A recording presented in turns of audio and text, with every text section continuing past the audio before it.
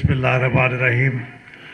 बहुत शुक्रिया जनाब लियाकत बलोच साहब, जनाब अमीर मोहतरम सिराजुल हक साहब और तमाम मुअज़्ज़िज़ और मोहतरम रहनुमायान जो यहाँ जमा हैं।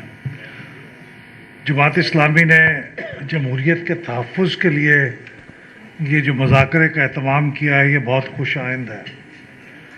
ये वक्त की आवाज़ भी है। हम जमहूरियत का तहफ़्फ़ुज़ महज़ इसलिए नहीं करते कि ये जमहूरियत कोई ऐसी चीज़ है जिसका तहफ़्फ़ुज़ करना हमारी ज़िम्मेदारी है, बल्कि इसका तहफ़्फ़ुज़ इसलिए अहम है कि ये मुल्क के तहफ़्फ़ुज़ के लिए बहुत ज़रूरी है। जमहूरियत के अलावा हमारे पास कोई इंतकाल इक़्तिदार का कोई रास्ता नहीं है।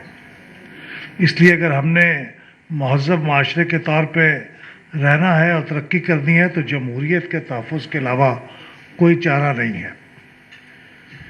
लेकिन मैं ये भी अर्ज़ करूं कि आज ये जमहूरियत की ये जो हम महफ़िल मुज़ाकरा है, ये अपनी जगह बहुत अहम है और इस आवाज़ को मीडिया के तवस्सुत से फैलाना चाहिए और उठाना चाहिए। लेकिन ये भी एक हकीकत है कि ये जो डायलॉग है ये बेख्तियार लोगों का डायलॉग है। अगरचे सबसे बड़ा इख्तियार तो आवाम के पास होना चाहिए और आवाम की बात का ही एहतराम होना चाहिए, लेकिन जो इख्तियार वाले लोग हैं डायलॉग उनके साथ होना चाहिए। क्योंकि ये जो जमहूरियत है ये अगर पाकिस्तान में इस वक्त पुरमुज्दा है या इस वक्त ये काम नहीं कर रही या कमज़ोर है या सिर्फ नाम की हद तक है, तो उसकी वजह यह है कि बाख्तियार लोगों ने यह तय किया हुआ है कि हम जमहूरियत को कंट्रोल्ड जमहूरियत चलाएंगे या गाइडेड जमहूरियत के तौर पे चलाएंगे। तो मैं जमहूरियत के ज़िमन में अर्ज़ के करूँगा कि इसके लिए डायलॉग बाख्तियार लोगों के साथ भी होना चाहिए और उसके लिए जो संजीदा डायलॉग है उसका एक फोरम खुशकिस्मती से हमारे पास मौजूद है, वो नेशनल सिक्योरिटी कमेटी का डायलॉग है। और मेरी गुजारिश ये होगी कि जो लोग अब असम्बली में पहुँचे हैं मेरे साथ, मेरे बहुत मोहतरम उसामा हमज़ा साहब इसलिए भी मोहतरम हैं कि वो हमारे मुंतखब नुमाइंदे हैं, और उससे भी ज़्यादा मोहतरम इसलिए है कि हमज़ा साहब के फ़र्जंद हैं और हमज़ा साहब पाकिस्तान के उन सियासतदानों में से हैं जिन्होंने एथिकल डेमोक्रेसी के ऊपर यकीन रखा और सारी उम्र एथिकल डेमोक्रेसी के मुताबिक अपनी ज़िंदगी गुजारी। तो ये इसलिए उनसे मेरी गुजारिश है, उनके तवस्सुत से, शोएब शाहीन साहब के तवस्सुत से, कि अब ये जो असम्बली में सबसे बड़ी जमात की हैसियत से आपकी जमात उभरी है, उसका नाम का कुछ भी हो, तो इस मैंडेट को इस्तेमाल करते हुए बाख्तियार लोगों के साथ डायलॉग का एहतमाम करना चाहिए। ये बड़ी बोरियत वाली बात है।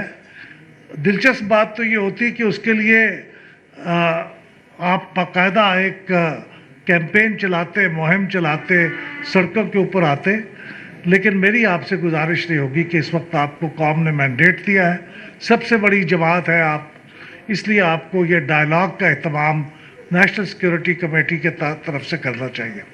जनाब मुशाहिद हुसैन सैयद साहब यहाँ तशरीफ़ रखते हैं। वो पाकिस्तान में जो नेशनल असम्बली के पाकिस्तान में जो स्टैंडिंग कमेटी ऑन डिफेंस है उसके चेयरमैन भी हैं और वो अच्छी तरह से जानते हैं कि इस डायलॉग के इसरार और रमूज़ क्या है।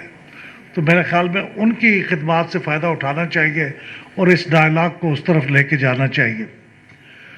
दूसरी मेरी बात इलेक्शन से मुतल्लिक़ है। वक्त चूँकि मुख्तसर है इसलिए इन दो नुकात पे मैं अपनी बात ख़त्म करूँगा। दूसरा नुक्ता ये है कि अब हम सब इस वक्त जो गुफ्तगू सुन चुके हैं उसका मरकज़ी नुक्ता ये है कि जो इंतख़ाबात हुए हैं उसके अंदर फॉर्म 45 और फॉर्म 47 के दरमियान जो एक बड़ा फ़र्क है वो एक मरकज़ी नुक्ता है इंतख़ाबात के अंदर धांधली का। अब ये किस तरह से इसका हल क्या होगा, ये अवामी फोरम या अवामी अदालत या अवामी ट्राइब्यूनल भी बनाया जाए لیکن حقیقت تو یہ ہے کہ یہ فیصلہ تو اس کا کسی قانونی فورم پہ ہی ہوگا نا، وہ الیکشن ٹرائیبیونل کے اندر ہوگا یا پھر عدالتوں کے اندر ہوگا۔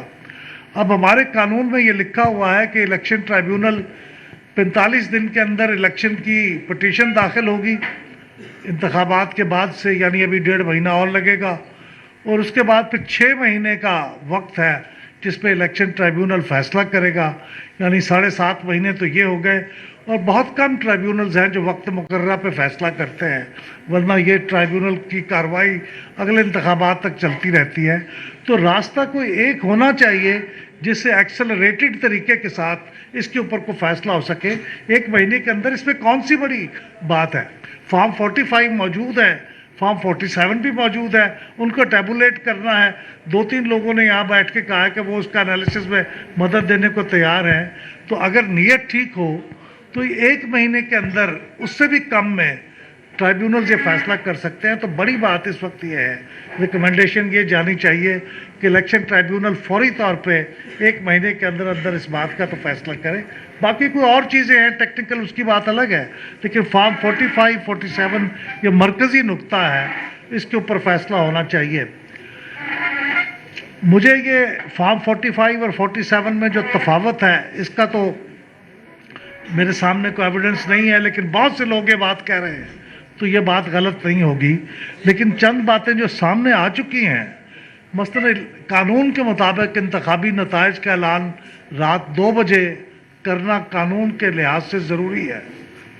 رات کے 2 بجے ایک کانسٹیچوئنسی، 859 کانسٹیچوئنسیز ہیں، ان میں سے کسی ایک کا نتیجہ بھی نہیں آیا، اور اگلے دن 10 بجے تک لازمی آ جانا چاہیے تھا۔ اگر کوئی مشکل ہو تو اس وقت ابھی مشکل سے 30% کانسٹیچوئنسیز کا رزلٹ آیا تھا۔ تو اس تاخیر کا سبب کیا ہے، اس کی انویسٹیگیشن ہونا بہت سخت ضروری ہے، کیونکہ یہ تاخیر 10%، 20%، 50% کانسٹیچوئنسیز میں ہوتی تو بات ہم سمجھتے کہ کوئی دشواری ہے، لیکن 100% کانسٹیچوئنسیز کے اندر تاخیر ہو جانے کا مطلب اس شک کو تقویت دیتا ہے کہ اس تاخیر سے فائدہ اٹھا کے کچھ کیا جا رہا تھا جو نہیں ہونا چاہیے تھا۔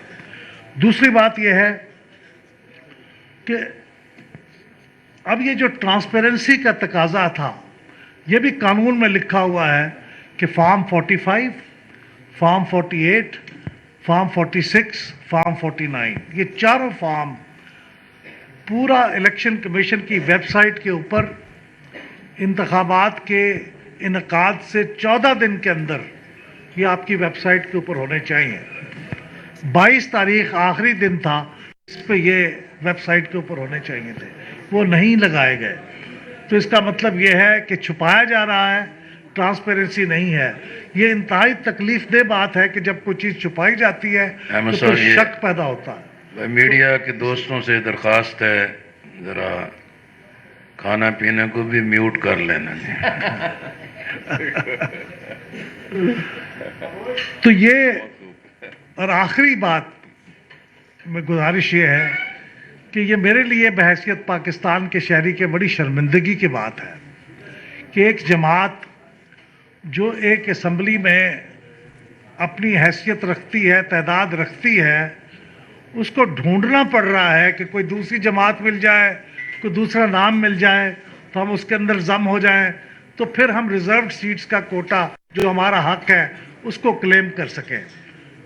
یہ بڑی شرمندگی کی بات ہے۔ میرے خیال میں پی ٹی آئی کے لوگ جو آزاد طور پہ منتخب ہوئے تھے، ان کو خود اسمبلیوں کے اندر اپنی پارٹی بنا لینی چاہیے تھی، اور جو ہو چکا ماضی میں سمبل کی کہانی جو ہو چکی، لیکن اب ان کو یہاں پہ ریزروڈ سیٹس ملنی چاہیے تھی۔ وہ موقع گزر گیا، اب انہوں نے سنی اتحاد تحریک کا حصہ بن گئے ہیں، تو اب اس معاملے کو مزید طول نہ دیا جائے، اور جو ان کا حصہ بنتا ہے بغیر کسی تاخیر کے اب ان کا حصہ ریزروڈ سیٹوں کا ان کو دے دیا جائے، اور الیکشن کمیشن اس کا اعلان کرے۔ بڑی زیادتی کی بات ہے کہ کل پنجاب میں اسمبلی کے اسپیکر کا، ڈپٹی اسپیکر کا الیکشن ہوا تو ریزروڈ سیٹس جو پی ٹی آئی کا یا سنی اتحاد تحریک کے حق تھی وہ ان کو نہیں ملی ہوئی تھی، وہ لوگ ووٹ نہیں کر سکے۔ اب قومی اسمبلی کا الیکشن آنے والا ہے تو کیا اس میں بھی لوگ محروم رہیں گے؟ तो मेरी आखिरी रिकमेंडेशन ये होगी कि रिजर्व्ड सीट्स का फिलफोर ऐलान किया जाए और मज़ीद हमने जो अपने दामन दागदार किए हुए हैं मज़ीद ना करें। पहले ही बहुत ये ज़्यादती हो चुकी है और इंतखाबात के बारे में सवालात उठ रहे हैं, शकूक व शुबात से बात बढ़ के यकीन तक पहुंच गई है। तो अब ये रिजर्व्ड सीट्स के मामले में बेइंसाफ़ी करके मज़ीद हम अपने आप को बदनाम ना करें, अपने इदारों को बदनाम ना करें। आपका बहुत शुक्रिया। बहुत शुक्रिया जी अहमद बिलाल साहब, बहुत मेहरबानी। हज़रात, अब मैं दरख्वास्त गुजार हूँ अपने बहुत ही अजीज़ भाई रहनुमा जनाब जस्टिस शौकत अजीज़ सिद्दीकी साहब, हम तो इंतखाब में फॉर्म 47 का शिकार हुए हैं, वो अदलिया में 47 का शिकार हुए हैं। अल्लाह ताला इनका भी 45 बहाल कर देना।